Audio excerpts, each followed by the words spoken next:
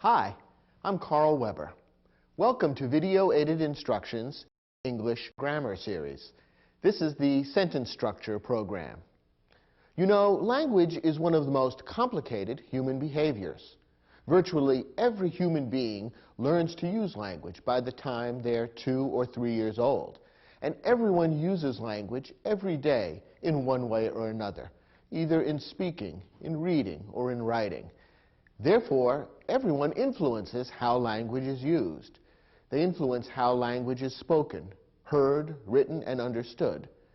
Therefore, the study of language is one of the most complicated of all subjects, and almost any grammar rule or rule about how to use language correctly is bound to have exceptions. In this program, we'll focus on the least you need to know. In other words, we'll try to take the complicated subject of grammar and make it easy for you. What we want to do is provide you with the rules and information that you need to communicate in English clearly, effectively, and correctly. Everyone is able to convey their meaning eventually. No one has ever starved to death because they weren't able to convey the fact that they were hungry. But some forms of language are more likely to please, to impress, and to influence other people. And therefore, using correct grammar and being able to express yourself properly is going to be more effective in your everyday life. It's a little bit like using proper table manners or dressing appropriately. It's not strictly necessary, but it's a very good idea. In addition, knowing and using the proper rules of English grammar will enable you to score higher on tests of English and to do better in school. So for all these reasons, studying and learning the basics of English grammar is also very important for anyone who is studying English as a second language. With that in mind, let's begin this program dealing with sentence structure.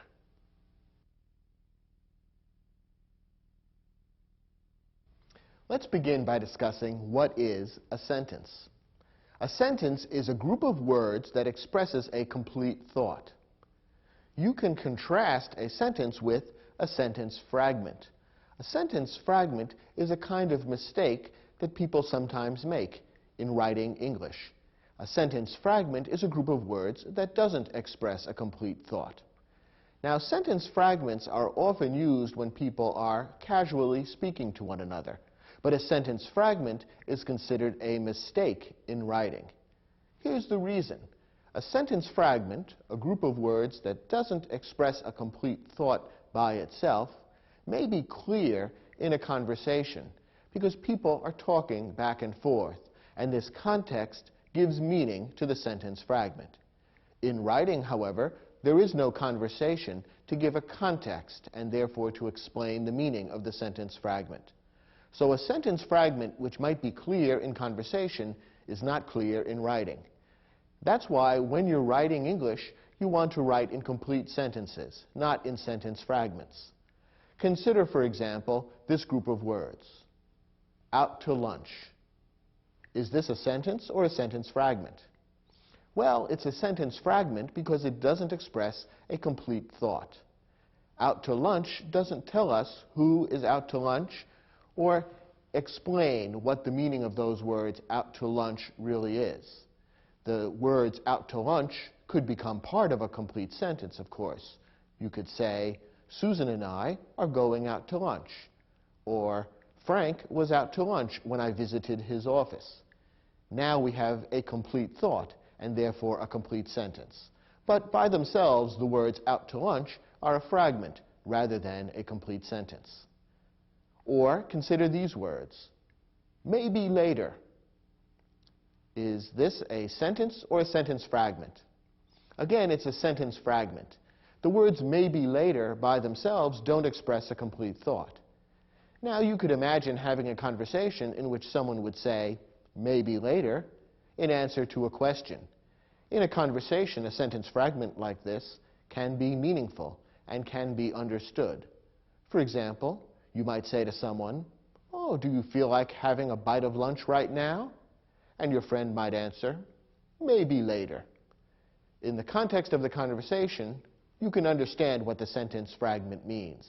But if the words maybe later appeared by themselves in a piece of writing, you probably wouldn't understand what the words were referring to. That's what makes it a sentence fragment and therefore incorrect in writing. So writing in English must consist of complete sentences. In writing, a sentence always begins with a capital letter. That's one of the larger letters that stands out on the page and indicates in English the beginning of a sentence. A sentence always ends with a punctuation mark, and there are a few different choices for punctuation marks that you can use to end a sentence. The most common punctuation mark to use to end a sentence is a period. The alternative choices are a question mark or an exclamation point. In a moment, we'll explain exactly how you would decide whether to use a period, a question mark, or an exclamation point to mark the end of a sentence. But in any case, the punctuation mark is necessary at the end of the sentence because it makes it easy for the reader to see when one sentence ends and the next one begins. Now, in English, there are four main kinds of sentences: declarative sentences, interrogative sentences, exclamatory sentences, and imperative sentences. Let's define each one and look at an example. A declarative sentence states a fact. Take a look at this example. The sun is shining today. This sentence states a fact about what today's weather is like. Therefore, it's a declarative sentence. The vast majority of English sentences that you'll encounter in reading and writing are declarative sentences. Notice that this sentence begins with a capital letter and ends with a period. Almost all declarative sentences end with periods. And again, this is the most common type of sentence that you're likely to encounter or that you'll be writing for school or for work. An interrogative sentence asks a question. Here's an example. Do you have any plans for this afternoon? When I say this interrogative sentence, I'm asking a question of whoever is listening to me. I'm asking them what they're planning to do this afternoon. An interrogative sentence ends with a question mark. That makes it clear to the reader that a question is being asked. And again, like all sentences, it begins with a capital letter. The third type of sentence is an exclamatory sentence. An exclamatory sentence expresses a strong emotion. Look at this example. What a beautiful day for a picnic. Maybe you could tell from the way I read that sentence aloud that I'm expressing a strong emotion or a strong feeling about what beautiful weather we have today. This makes it an exclamatory sentence, and it ends with an exclamation point. This is a special mark of punctuation that's used to indicate to the reader that strong emotions or feelings are being expressed in the sentence. The fourth type of sentence is an imperative sentence. An imperative sentence makes a request or gives an order. The person who hears an imperative sentence is being required to do something. Look at this example. Come with me. This is an imperative sentence because I'm inviting the person who hears the sentence to do something, namely, to come with me. An imperative sentence may end with a period or with an exclamation point. It all depends on how forceful the request or command or order is intended to be. A command or order which is given with a great deal of emotion and feeling and forcefulness might be ended with an exclamation point. Otherwise, a period will do. In this example, we've used an exclamation point to indicate that strong feelings are behind the invitation, come with me. These then are the four types of sentences: a declarative sentence, an interrogative sentence, an exclamatory sentence, and an imperative sentence. In most writing, declarative sentences are by far the most common. Interrogative sentences come second most frequent, and exclamatory and imperative sentences are very, very rare in writing. They're often used in speaking and conversation, but rarely in writing. So for the purposes of English grammar, as it affects your work and school use of English, the declarative and interrogative sentences are the most important. In your study guide, we've provided you with some exercises which will help to reinforce and allow you to practice the information and skills that we're covering in this program.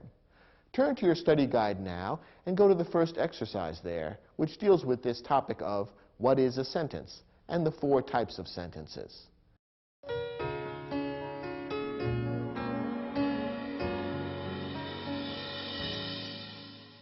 Did you find this exercise difficult?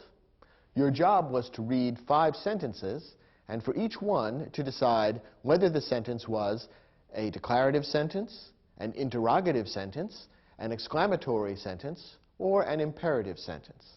We also threw in 1 sentence fragment, that is, a group of words that looks like a sentence but doesn't express a complete thought. Remember that in writing, a sentence fragment is incorrect. Let's look at the first sentence. When will tomorrow morning's band rehearsal begin? Perhaps you can tell by reading this sentence that it is asking a question. Therefore, this is an interrogative sentence, and it needs to end with a question mark. So that's the correct answer for this first question. Let's look at the second sentence. Always read the safety instructions before using a new power tool. What kind of sentence is this? Is it a declarative sentence? Does it state a fact? No, not really. Is it an interrogative sentence? Is it asking a question of you, the hearer? No, it isn't. Is it an exclamatory sentence? Is it expressing strong emotion?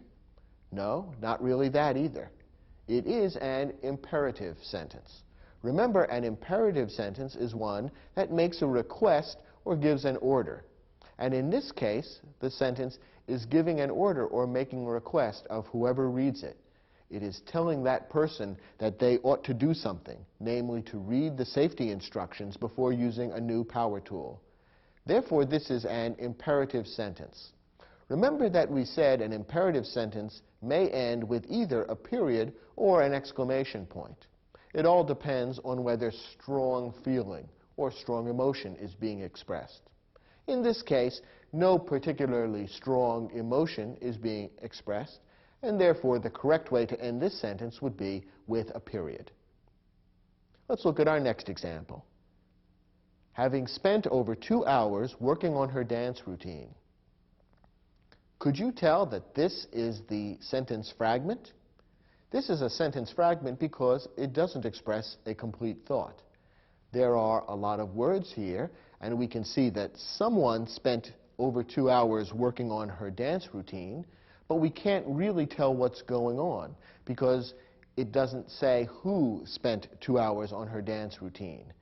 Therefore, the person who is doing the action is missing from this sentence, and what results is not a complete thought.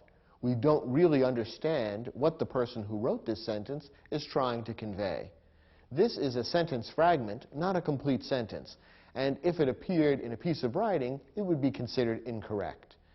Therefore, this is the sentence fragment and shouldn't be given any final punctuation because it's really not a complete sentence. Let's look at the next example.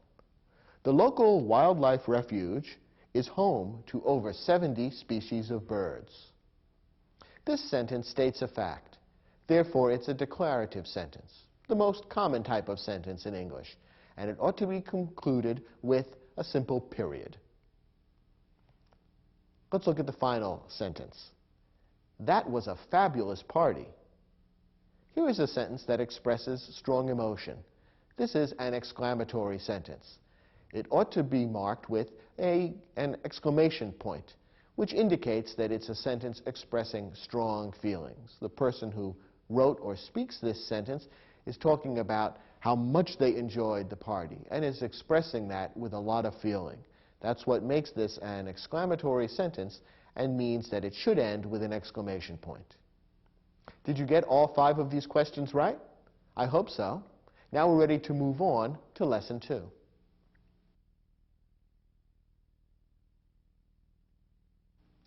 Now we know what a sentence is, and we also know what the 4 basic kinds of sentences are. But let's take a step back. Remember that the topic for this program is sentence structure. Now, structure refers to the way anything is constructed or built or made. For example, a house is a structure that's made out of wood, bricks, and other materials. What is a sentence constructed from? Well, of course, the most basic unit is the word. But before we talk about individual words, we need to talk about some of the bigger parts that go to make up the structure of a sentence. In particular, there are two big parts into which most sentences can be divided. These two main parts are the subject and the predicate. Let's talk about each in a little more detail. The subject tells what the sentence is talking about. Now, the subject of a sentence may be only one word long, or it may include a number of words. In any case, the single most important word in the subject is the simple subject. The other words in the subject are there to give more information about the simple subject. And we'll see an example in a moment. The subject, then, is one part of the sentence, and the rest of the sentence, whatever is not part of the subject, is considered part of the predicate, which is the other main building block of a sentence. The predicate describes something that the subject is or does. The most important word in the predicate is called the verb. A verb is a word that expresses action or state of being.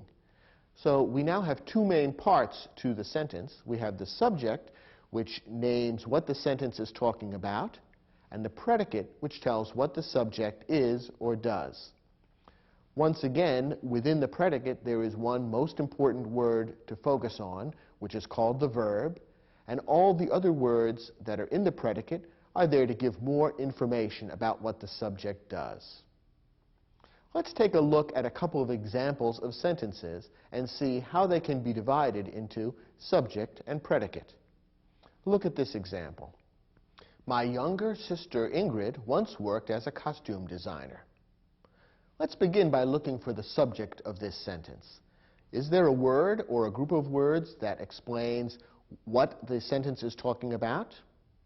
Yes, in this case, the first four words of the sentence make up the subject.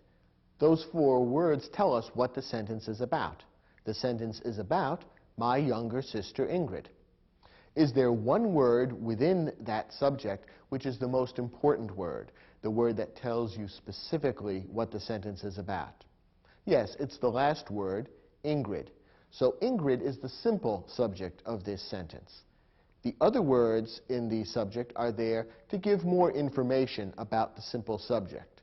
So the words my younger sister are there to give more information about Ingrid. They tell us a little bit more about who Ingrid is. Okay, if the first four words of this sentence are the subject, then the rest of the sentence must be the predicate. Remember that the predicate describes something that the subject is or does. Do the other words in this sentence describe something that Ingrid is or does? Yes, they describe something that Ingrid did at one time. Once worked as a costume designer. All of that is the predicate of the sentence. Notice how the subject and the predicate work together to express a complete thought. Either one by itself would be a sentence fragment. My younger sister Ingrid couldn't stand alone as a sentence. That's a sentence fragment. It doesn't express a complete thought. Once worked as a costume designer would also be a sentence fragment. Those words also don't express a complete thought by themselves. But when you combine the subject and the predicate, a complete thought is expressed. Now, is there one most important word in the predicate that tells exactly what Ingrid does, or in this case, did, because it's talking about something from the past? Yes, there is one word that is most important in the predicate. It's the word worked. Worked is the verb in this sentence, and it's the most important word. It tells us exactly what Ingrid did. She worked. Notice that all the other words in the predicate give us more information about what Ingrid did. The word once, for example, tells us when she did it, at one time in the past. And the words as a costume designer give us more information about exactly how she worked, what kind of job she worked at. So all the other words in the predicate are there to give us more information about what Ingrid did. But the word worked is the most important word. It's the verb. So the heart of this sentence is the subject and the predicate, and in particular, the one-word simple subject and the verb. Ingrid worked. And all the other words in the subject and the predicate are there to give us more information about how and when and at what Ingrid worked. Let's take a look at another example. She enjoys creating things with her hands. Can you identify the subject in this sentence? In this case, the subject is only one word long, she. That word all by itself tells us who or what the sentence is about. All the rest of the sentence is the predicate. It tells us what the subject is or does. The rest of the sentence, enjoys creating things with her hands, tells us something about what the subject does. The subject, she, one word long, and therefore the subject and the simple subject are exactly the same.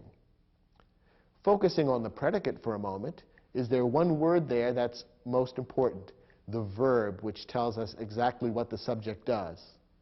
Yes, the verb, the most important word in the predicate is enjoys. That tells us exactly what the subject, she, does. She enjoys. And the other words in the predicate tell us more information about what she enjoys. She enjoys creating things. And how does she create them? With her hands.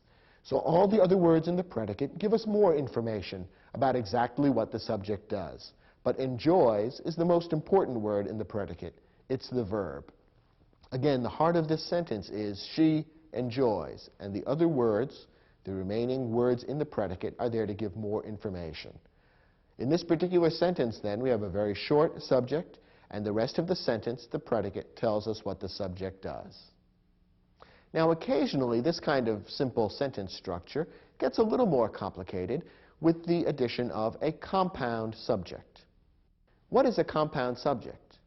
A compound subject is two or more things that work together as the subject. Usually, these two or more things are joined together by the word and or the word or. Look at this example. Dogs and cats sometimes enjoy living together. What's the subject of this sentence? Well, the subject of this sentence is the first three words, dogs and cats. That's what the sentence is about. All the rest is the predicate. It tells what dogs and cats do. Now, what's the simple subject of this sentence? Is it dogs? Is it cats? Well, really, it's both. The sentence isn't only about dogs, and it's not only about cats. It's about both. And since we have two subjects that are joined by the word and, we would consider this a compound subject. So the entire subject is both words and the word and between them. Dogs and cats all together go to make up the subject as well as the simple subject. In this case, a compound subject exists in this sentence.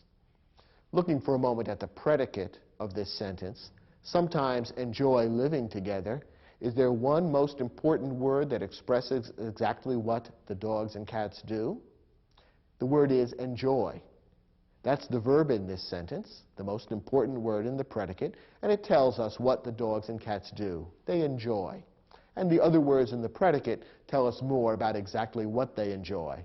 They enjoy living together. And when they do it, sometimes. Just as a subject can be compound, a verb can also be compound. When a subject is compound, it means that there are two or more things that are acting together in the sentence. Can you guess what a compound verb would be? Well, that's when you have a subject which is doing two or more things.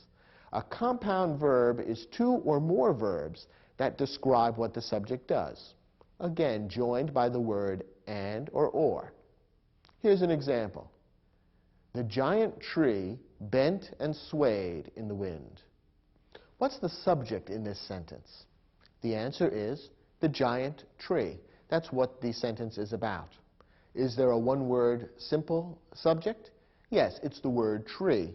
The other words, the giant, are there to tell you more about the tree, to describe it a little bit. Now, the rest of the sentence is the predicate, bent and swayed in the wind. Now, is there a most important word in the predicate? A word that tells you exactly what the tree did? Well, the fact is, there are two words that tell you two things that the tree did. It bent, but it also swayed. So those two words, bent and swayed, are both equally important. They're both verbs. They both describe actions that the tree took, and they're connected by the word and. So in this sentence, we have a compound verb. That is, two verbs joined by the word and, both of which describe what the subject is doing. So the heart of this sentence is tree, bent, and swayed. And the other words in the sentence are there to give us more information about what kind of tree it was and how and when the tree bent and swayed. So as we see in some sentences, you may have a compound subject, that is, two or more subjects joined by the word and or. And in some sentences, you may have a compound verb, that is, two or more verbs joined by the word and or. You may even have, in certain sentences, both a compound subject and a compound verb. But most often, one or the other will be compound and not both. We've seen then that every sentence can be broken down into two main parts, the subject and the predicate. The subject expresses who or what the sentence is about, and one word from the subject, the simple subject, is the most important word in the subject. The rest of the sentence is the predicate. It tells what the subject is or does, and the most important word in the predicate is the verb. In your study guide, we have an exercise that will give you a chance to practice your understanding of these concepts.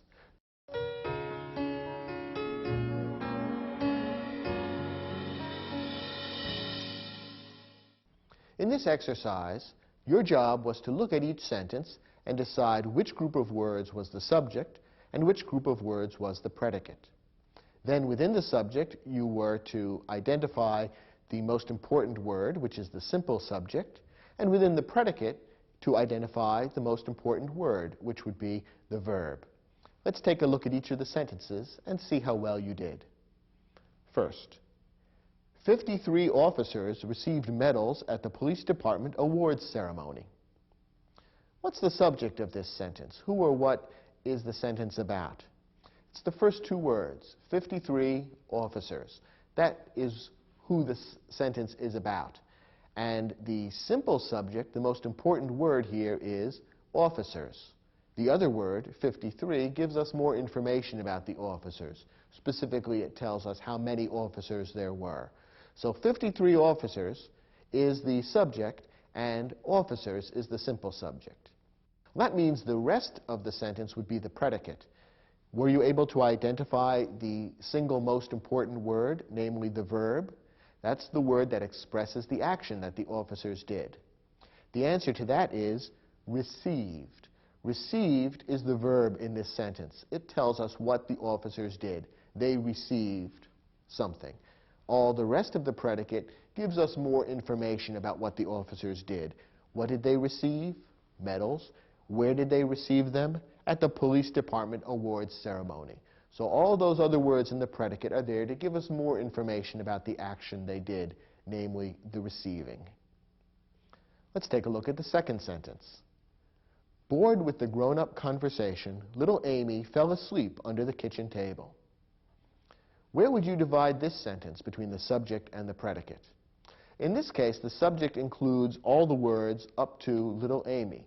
So the subject would include bored with the grown-up conversation, little Amy. All of that is the subject. All of that describes what the sentence is about, or in this case, who the sentence is about. What's the single most important word here? Did you identify one word as the simple subject? The answer is Amy. Amy is the simple subject. That's basically what the sentence is about. All the other words here give us more information about Amy. The other words tell us that Amy is little and that she was bored with the grown-up conversation. So all those other words give more information about the simple subject, Amy. The rest of the sentence is the predicate. Fell asleep under the kitchen table. Which word is the verb, the most important word in the predicate? The answer is fell. What did Amy do? She fell. The rest of the words in the predicate give us more information, specifically that she didn't fall off a ledge or off a sofa. She fell asleep. And where did she fall asleep? Under the kitchen table. So the subject is bored with the grown-up conversation, little Amy, and the predicate is fell asleep under the kitchen table. And fell is the most important word in the predicate, the verb. How about the next example? The number of businesses in this county has increased every year for the past decade. The subject of this sentence is the number of businesses in this county. All of those words go to explain what the sentence is about. Now, picking the simple subject in this sentence isn't so easy. It's a little bit tricky in this case. Is the sentence about businesses or this county? No, it's really about number. The word number is actually the simple subject of this sentence. One way to tell for sure is that that word, that simple subject, is the word that is most directly connected to the predicate. Let's look at the predicate. The predicate is the rest of the sentence, which says, has increased every year for the past decade. Now remember, the predicate tells us what the subject of the sentence does. Now, looking at this sentence, what has increased every year for the past decade? In other words, what does the predicate refer to? What is it that has increased every year for the past decade? Is it the county that has increased? No, the county hasn't increased. Is it businesses has increased? No, not really. What has increased is the number of businesses. In other words, the number was smaller at one time. Now the number is larger. Perhaps the number of businesses was 50. Now it's 100. The point is that the number has increased or gotten larger. So the simple subject here is the word number. It may be difficult to recognize because it's not at the end of the complete subject. It's somewhere buried in the middle, and it's easy to overlook that. But the most important word in this particular subject is the word number, and you can tell that because that's the word that's most directly connected to the predicate. Looking at the predicate, what's the most important word there, or the verb? Once again, this example is a little more tricky than some of the other examples we've seen. In this case, the verb consists of two words. Sometimes verbs in English do consist of two or even more words. In this case, the verb includes both the word has and the word increased. You need both of those words to make the complete verb to explain what the number of businesses in this county has done. The number has increased. You need both of those words to make up the verb. Notice that this is not a compound verb because these are not two separate verbs, two separate actions joined by the word and or. Instead, these are simply two words that fit together to make a single verb describing a single action, has increased. It simply happens to be a verb that is made up of two words rather than just one. So in this case, the verb is has increased. And those two words together make up the verb, which is the most important word in our predicate. Next example. According to scientists, birds and dinosaurs are biologically related. Where would we divide the subject and the predicate in this case? In this sentence, the subject is everything up through the word dinosaurs. So the subject is, according to scientists, birds and dinosaurs. The rest of the sentence is the predicate. It tells us what the subject is or does. Are biologically related. Now let's go back to the subject. What's the simple subject here? Do you notice anything unusual about it? In this case, we have a compound subject because there are two subjects, both equally important, connected by the word and. Birds and dinosaurs. So those two words together, with the word and connecting them, make up the simple subject in this particular sentence. Looking at the predicate, what's the most important word, the verb in this predicate? The verb is are. What the sentence is about is something that birds and dinosaurs are. And all the remaining words in the sentence give more information about that. They tell us where this information comes from, namely scientists, and they tell us what the birds and dinosaurs are. They are biologically related. Our last example, all day and all night unceasingly fell the rain. This sentence may sound a little bit unusual to you, and it's written in a slightly unusual English style. It almost sounds a little bit poetic, and we put it in for a specific reason. Where would you find the subject in this particular sentence? Well, this sentence is different from all the other sentences we've looked at so far because the subject is at the end of the sentence. In most English sentences, the subject comes at the beginning. But once in a while, you'll encounter an English sentence where the subject comes at the end, and often it has a slightly unusual sound, as this sentence does. In this case, when we ask who or what is the sentence about, we say it's about the rain. So those last two words of the sentence, the rain, are the subject. And the simple subject is the one word, rain. The rest of the sentence is the predicate. It tells what the rain did. And what did the rain do? All day and all night unceasingly fell. What's the single most important word in the predicate? The verb, which tells us exactly what the rain did. The verb is fell. So the heart of this sentence is rain fell, and all the other words give us a little more information about that. Obviously, we threw this sentence into the mix to illustrate for you that the subject isn't always at the beginning of the sentence, but in most English sentences it is. So when you're looking for the subject of a sentence, start by looking at the beginning. The chances are good that that's where it is. But if you don't find it there, stop and think, perhaps this is one of those unusual sentences where the subject appears at the end. And this is an example of that.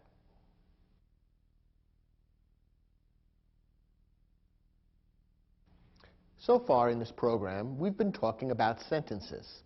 Now I'm about to introduce a new word for a reason which will soon become apparent. This new word is clause. And here's the definition. A clause is a group of words that includes both a subject and a verb. Now you may be thinking, gee, that sounds an awful lot like a sentence, because after all the sentences we've looked at up to this point do contain both subjects and verbs. So how is a clause different from a sentence? Well, that will become obvious in a moment. Let me explain that there are two kinds of clauses. One of them is the same as a sentence, and the other is not. But it's important to understand both kinds of clauses because larger and more complicated sentence structures may involve both kinds of clauses. Here's how it works. The first kind of clause is an independent clause. An independent clause is one that can stand alone as a sentence. Why? Because it expresses a complete thought. You know the word independent means able to stand on one's own. When the United States became independent from the country that founded it, England, the United States was able to stand on its own, and an independent clause can stand on its own as a sentence. Take a look at this example. Europa is one of the moons of Jupiter. Now, this is a clause because it's a group of words that contains both a subject and a verb. Can you identify the subject and the verb in this sentence? The subject is Europa. Europa is what the sentence is about. The verb is. That is what Europa is or does in this sentence. It is something. And the rest of the words tell us what Europa is. One of the moons of Jupiter. So this is a clause because it contains both a subject and a verb. It's also a sentence because this happens to be an independent clause. A clause that is able to stand alone as a sentence because it expresses a complete thought. Well, if an independent clause can stand alone as a sentence, what do you call a clause that cannot stand alone as a sentence? The answer is a subordinate clause. The word subordinate means following or less important than, and this describes what these clauses are like. A subordinate clause can't stand alone as a sentence because it doesn't express a complete thought. Usually, subordinate clauses begin with particular types of words which are known as subordinating conjunctions. A conjunction is a word that connects two groups of words, and the word subordinating means making something less important. So a subordinating conjunction is a word that connects the subordinate clause to the rest of the sentence and makes the subordinate clause less important. Because the subordinating conjunction is present, the subordinate clause can't stand alone as a sentence. Here are some examples of subordinating conjunctions: if, after, because, since, although, when, until. Normally, a clause that begins with one of these words, one of these subordinating conjunctions, can't stand alone as a sentence because it won't express a complete thought. Therefore, we consider it a subordinate clause. Take a look at this example. Because Europa has oceans filled with water like the earth. Now, this is a clause because it does contain a subject and a verb. The subject is Europa. The verb is has. So far, so good. But can this stand alone as a sentence? No. I think if you listen to this group of words, you can see that the clause doesn't express a complete thought. It says, because Europa has oceans filled with water like the earth. This leaves you wondering what the speaker is getting at. Because Europa has oceans filled with water, therefore what? We're waiting for some conclusion. It sounds as though the sentence is leading to some conclusion, but none is presented. And therefore, this isn't a complete sentence. Rather, it's a subordinate clause, one that cannot stand alone as a sentence. And if this were to appear in a piece of writing as if it were a complete sentence, that would be a mistake. This is really a sentence fragment. This is a subordinate clause because it begins with the subordinating conjunction because. Notice that having the subordinating conjunction because there makes this into a subordinate clause. If you were to take away that subordinating conjunction, the sentence would become an independent clause. It could stand alone as a sentence. The sentence would then say, Europa has oceans filled with water like the earth. Now that sounds like a complete thought. But when you put the subordinating conjunction because in front of it, it makes the clause less important. It makes it feel as though it needs to be attached to something else in order to express a complete thought. So this is the second type of clause. An independent clause can stand alone as a sentence. A subordinate clause cannot.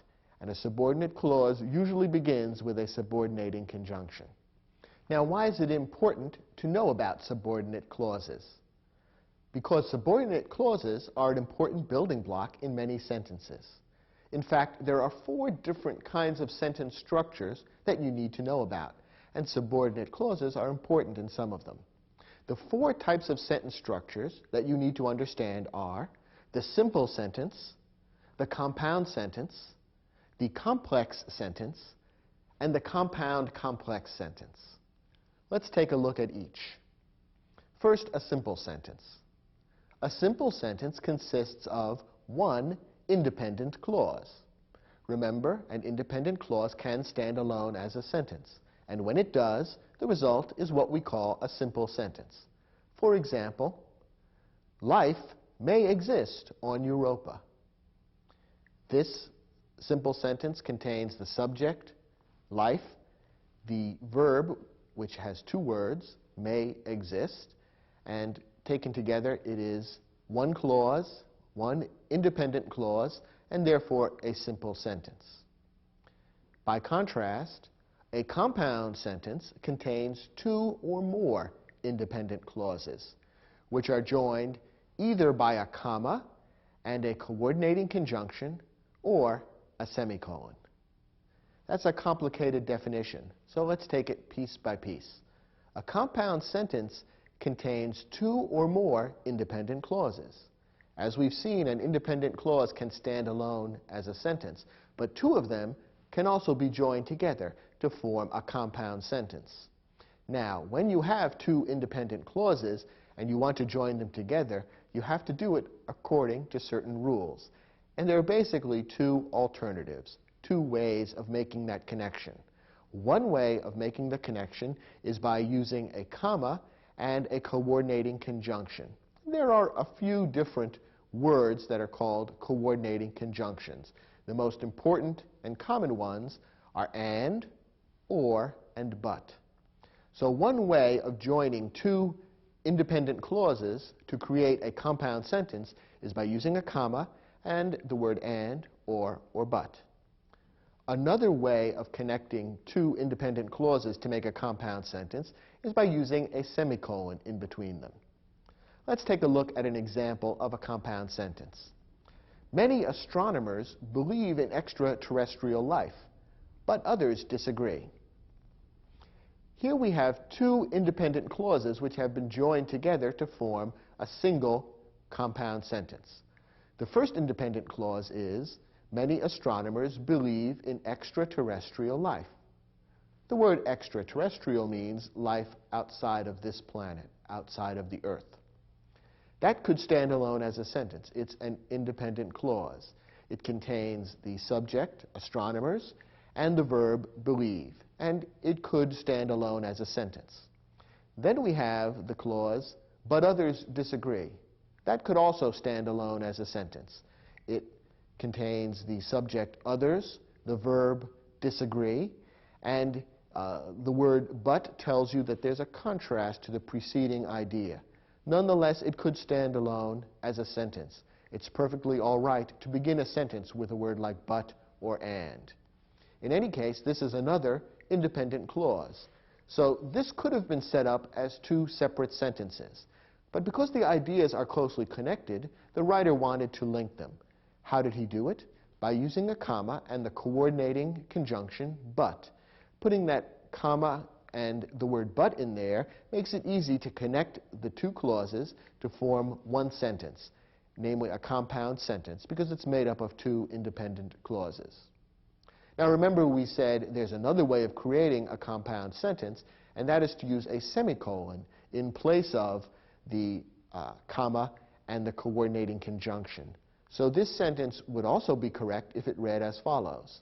Many astronomers believe in extraterrestrial life, semicolon, others disagree. This would also be a correct way of creating this compound sentence. The point, a compound sentence consists of two independent clauses, and there are two alternative ways of joining them to make a single sentence.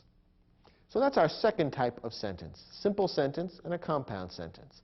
Now for the third type. A complex sentence contains an independent clause and one or more subordinate clauses. Now remember, the subordinate clause cannot stand alone as a sentence. However, it works perfectly well when it is attached to an independent clause. It normally has a secondary or less important meaning, and it needs the independent clause in order to express a complete thought. Let's take a look at an example of how this works. Here's a sentence. If extraterrestrial life is ever discovered, it will change human history. Now here we have two clauses. The first clause says, if extraterrestrial life is ever discovered. The subject of this clause is life.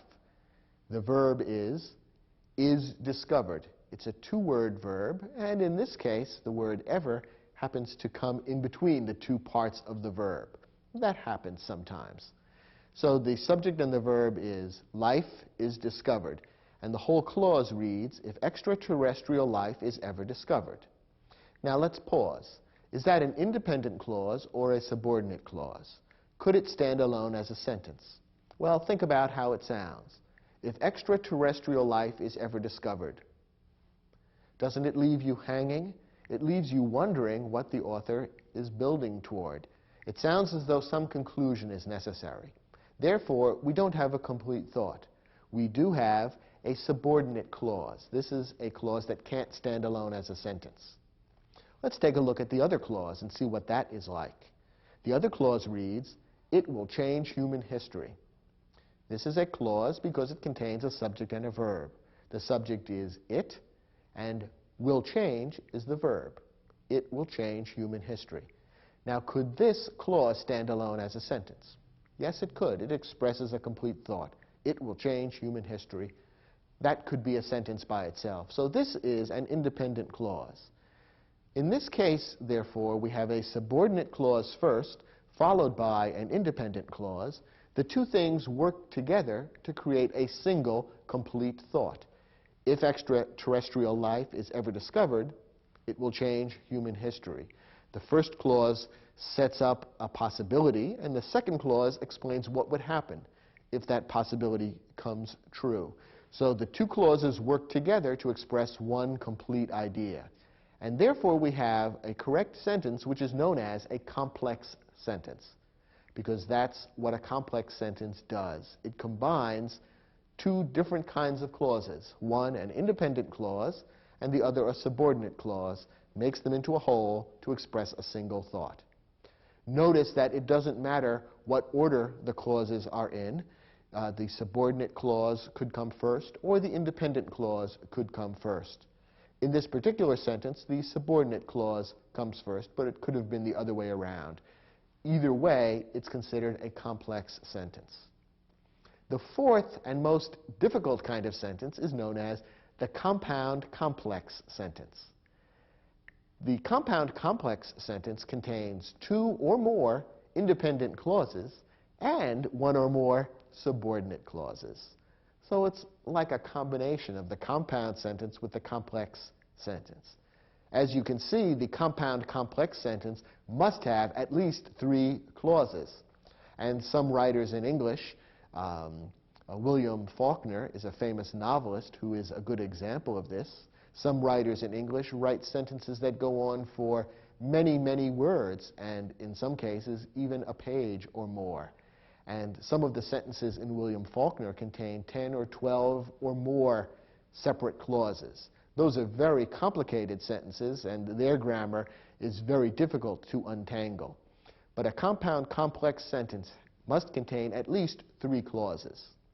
Let's take a look at an example, and we'll see how this works. Although no sign of life on other worlds has yet been found, the search continues, and many predict success. In this sentence, we have three groups of words, and each of these three is a clause, because each contains a subject and a verb. Let's take a look at each one. The first group of words says, although no sign of life on other worlds has yet been found. This is a clause because it contains a subject and a verb. The verb actually happens to be three words long. Has been found is the complete verb. You need all three words to make up the verb in this case. The word yet, which is stuck in the middle, happens to be an adverb. And adverbs do sometimes interrupt verbs in this way. But that isn't an important detail for right now. The verb is has been found, and the subject is sign. Sign has been found is the heart of this clause. Now, looking at the clause as a whole, is it an independent clause or a subordinate clause? Could it stand alone as a sentence? Well, the answer is no, it couldn't. Read it again. Although no sign of life on other worlds has yet been found. Perhaps you can hear that something is missing. The author seems to be building up to some conclusion, but no conclusion is presented. We can't tell what is supposed to happen as a result of the fact that no sign of life on other worlds has yet been found. We feel as though we're left hanging. Therefore, this clause doesn't express a complete thought, so it's a subordinate clause. The telltale sign, of course, is that it begins with a subordinating conjunction, although. Almost always, a clause that begins with the word although will be a subordinate clause and unable to stand alone as a sentence. What about the second clause? The next group of words in the sentence reads, the search continues. Here again we have a subject and a verb. The verb is continues and the subject is search. Could this stand alone as a sentence? Yes, it could. It expresses a complete thought. It sounds complete. And although it only consists of three words, nonetheless it would make up a complete sentence by itself and could stand alone. The search continues. So here we have an independent clause. What about the last group of words in the sentence? And many predict success. Once again, this is a clause because it has a subject and a verb. The verb is predict, and the subject is many. Could this stand alone as a sentence? And many predict success. Yes, it could. This expresses a complete thought, and it could stand alone as a sentence. So now let's step back and look at what we have. We have a sentence consisting of 3 clauses. The first one is a subordinate clause, the second one is an independent clause, and the third one is another independent clause. That's what makes this a compound, complex sentence. Notice that the sentence is not terribly long or terribly complicated to understand. You probably didn't find it very difficult to understand what was being said in the sentence. Nonetheless, this is about as complicated from a grammatical standpoint as a sentence can get. Of the 4 types of sentences, the compound complex sentence is the most complicated type. So if you understand how this sentence is put together, you have a pretty good chance of understanding how any and all sentences are put together.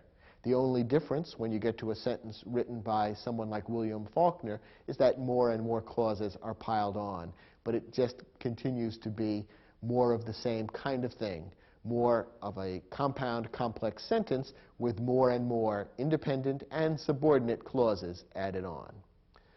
Notice that as we've discussed these 4 types of sentences, the simple sentence, the compound sentence, the complex sentence, and the compound complex sentence, we've seen certain rules that apply to your own writing and to any academic work that you do related to English or grammar. We've seen that it's a mistake to let a subordinate clause stand alone as a sentence. When you do that, you create a sentence fragment, which is considered a grammatical error. Here's another type of grammatical error to watch out for. It's called the run-on sentence. Now, what is a run-on sentence? Many people think from the name of this error that a run-on sentence is a sentence that is simply too long. Perhaps they figure that a sentence that's more than 50 words, let's say, is a run-on sentence. Well, a run-on sentence really has nothing to do with the length. There's a very simple definition of a run-on sentence, which should make it easy for you to avoid it in your own writing. A run-on sentence includes 2 or more independent clauses that are joined only by a comma or by nothing at all.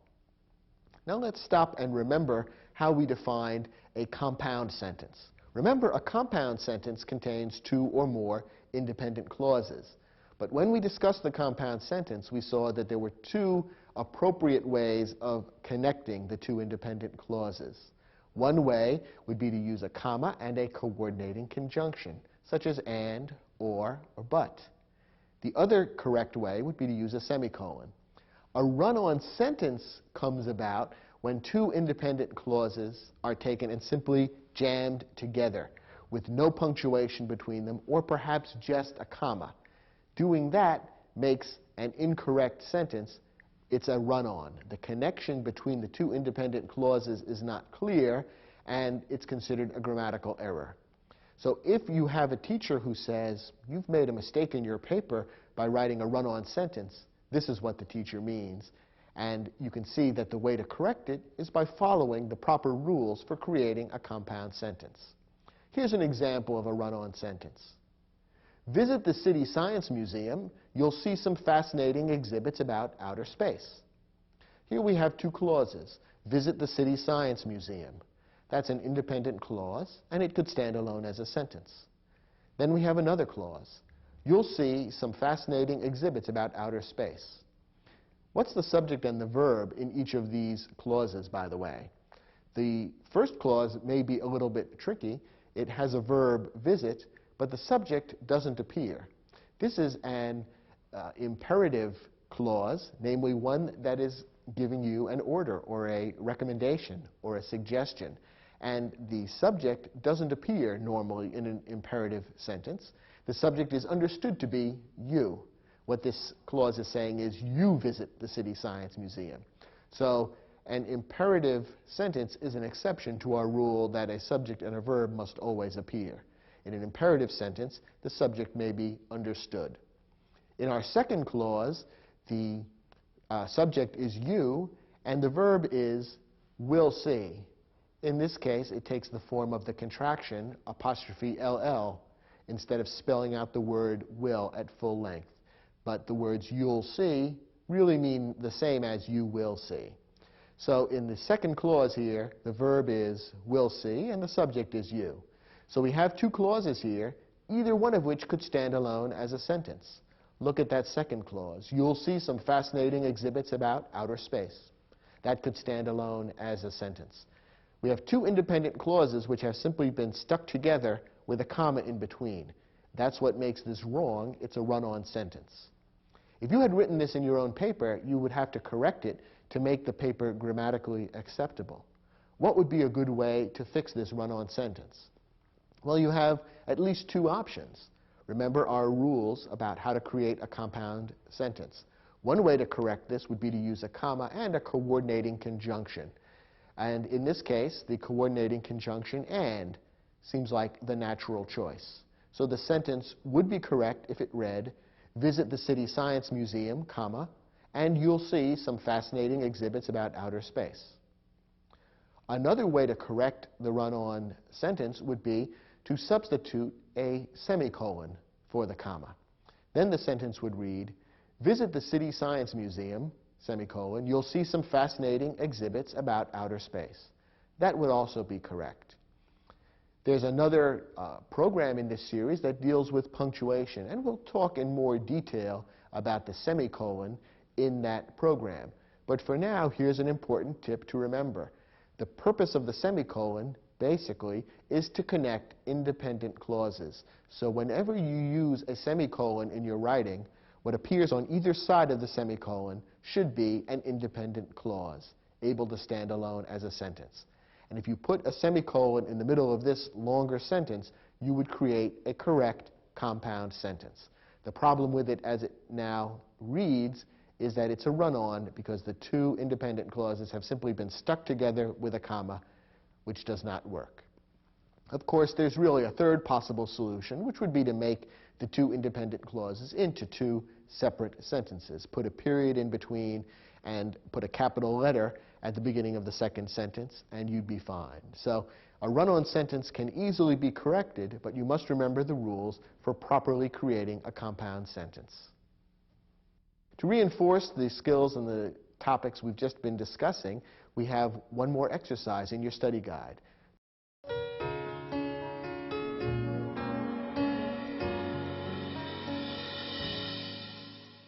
In this exercise, you were asked to read several sentences, and for each one to decide whether it was a simple sentence, a compound sentence, a complex sentence, or a compound complex sentence. In addition, we threw in one run-on sentence for you to notice. Remember that a run-on sentence is an error, something you would need to correct if you wrote one in your own writing. Let's take a look at the first sentence in the exercise. Jazz is the greatest American musical form, and Duke Ellington is its greatest genius. Here we have two clauses, and both are independent clauses. Either of these could stand alone as a sentence. Jazz is the greatest American musical form. That could stand alone as a sentence. Duke Ellington is its greatest genius. That too could stand alone as an independent sentence. Therefore, we have two independent clauses which have been properly and correctly combined by using a comma and the word and. Therefore, we have a compound sentence in this case. Let's look at our second example. Although young women want to participate in sports as much as young men, women's sports often don't receive equal funding from colleges. Here we have a slightly longer sentence, but it's still fundamentally not too complicated. It really consists of just two clauses. Let's break it down into parts and analyze each one. The first clause is everything before the comma, and it reads, although young women want to participate in sports as much as young men. What's the verb in this particular clause? What word expresses action or being on the part of the subject? The verb is want, and the subject is women. Young women is the broader subject, but the simple subject is women. So the subject and verb in this clause is women want, and everything else in the clause is there to provide more information about what kind of women we're talking about and what specifically they want. Now, looking at that clause as a whole, could it stand alone as a sentence? The answer is no. It's a subordinate clause. It couldn't stand alone as a sentence, and again, there's a telltale sign. It begins with the subordinating conjunction, although. When you read this clause, you can see that something more is needed to make a complete thought. Although young women want to participate in sports as much as young men, therefore what? We don't know, and so by itself, this would not work as a complete sentence. Notice that although there are a lot of words there, it would still make a sentence fragment. So the word fragment doesn't necessarily mean a short or small number of words. It simply means that the words do not express a complete thought and therefore cannot stand alone as a sentence. So we have here a subordinate clause in the first part of this sentence. What about the second part of the sentence? Women's sports often don't receive equal funding from colleges. Here we have an independent clause. This could stand alone as a complete sentence. Don't receive is the verb, and sports, or women's sports, more broadly, is the subject. This could stand alone as a sentence, so it's an independent clause. So we have here a subordinate clause linked to an independent clause. The two ideas together make one complete thought, and therefore we have a complex sentence. Our third example reads, the tallest mountain in Africa, Mount Kilimanjaro, is the subject of a stunning new IMAX documentary film. Now, the first group of words in this sentence doesn't happen to be a clause. The sentence begins, the tallest mountain in Africa. Remember that a clause has to contain both a subject and a verb. Is there a verb here, a word expressing action or being? Not really. We simply have what could be a subject, the tallest mountain in Africa, but there's no verb there. So this is not a clause. It's a modifying phrase, again, a term that's not important for this conversation, but it's simply giving more information about what appears in the real clause, which is about to begin. Mount Kilimanjaro is the subject of a stunning new IMAX documentary film. Here is where the verb appears. Is the verb, and the simple subject is Mount Kilimanjaro. So in this case, this sentence consists of simply one clause, one independent clause, which is able to stand alone as a sentence. So this is a simple sentence. Again, notice the term simple sentence doesn't necessarily mean that the sentence is very short. There are quite a few words here, but because there's only one clause, it's a simple sentence. Our next example. The author Mark Twain was fascinated by technology. He was the first writer ever to deliver a typed manuscript to his publisher. Here we have two separate clauses, and both of them happen to be independent clauses. Either one could stand alone as a sentence. You can probably tell just by reading them. The author Mark Twain was fascinated by technology. We have a subject and a verb, and this could stand alone as a complete thought. He was the first writer ever to deliver a typed manuscript to his publisher. Here again, we have a subject and a verb, and it could stand alone as a complete thought. We have two independent clauses then. Does that mean we have a compound sentence? No, because the rules for how you create a compound sentence have not been followed. The two independent clauses have simply been stuck together with a comma. So what do we have? We have a run-on sentence, and this is an error. It would have to be corrected either by adding a coordinating conjunction, such as and, or but, or by substituting a semicolon for the comma in the middle of the sentence. In this case, using a semicolon would probably make the most sense, since and, or but do not work particularly well as connecting words in this sentence. Instead, using a semicolon to turn this into a proper compound sentence would be a good way of correcting the run-on sentence. It would then read, the author Mark Twain was fascinated by technology, semicolon. He was the first writer ever to deliver a typed manuscript to his publisher. And that would be correct. Our last sentence reads, when I visited California last summer, I spent 1 week in San Francisco, and I visited the nearby Napa Valley with my cousin. Here we have three clauses. The first one, when I visited California last summer, is a subordinate clause. Perhaps you can tell that it can't stand alone as a sentence. It leaves us wondering what happened. when I visited California last summer. It sounds incomplete, and it is. It is a subordinate clause and can't stand alone as a sentence.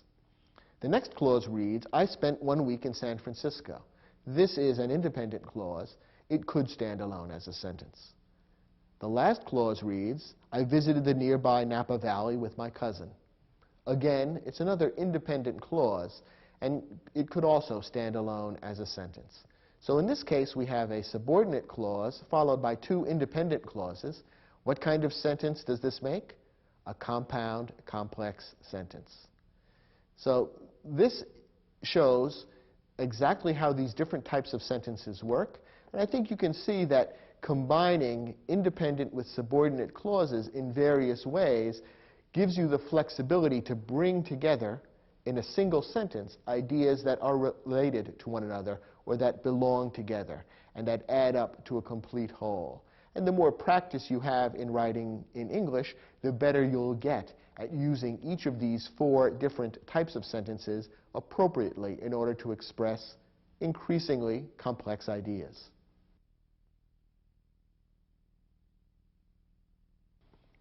Well, that concludes our discussion of sentence structure. You've learned about the basic parts of any sentence, about the most common types of sentences, and you've also learned about the errors that you need to avoid when constructing a sentence properly in order to earn high grades on papers that you might write for school, as well as to express yourself effectively and correctly in any writing that you do on the job or in any other life situation. I hope you found this program to be helpful, and you're invited to view the other programs in Video-Aided Instructions English Grammar Series in order to further strengthen your comfort level with the complexities of English grammar. Thank you for watching, and good luck in your future endeavors.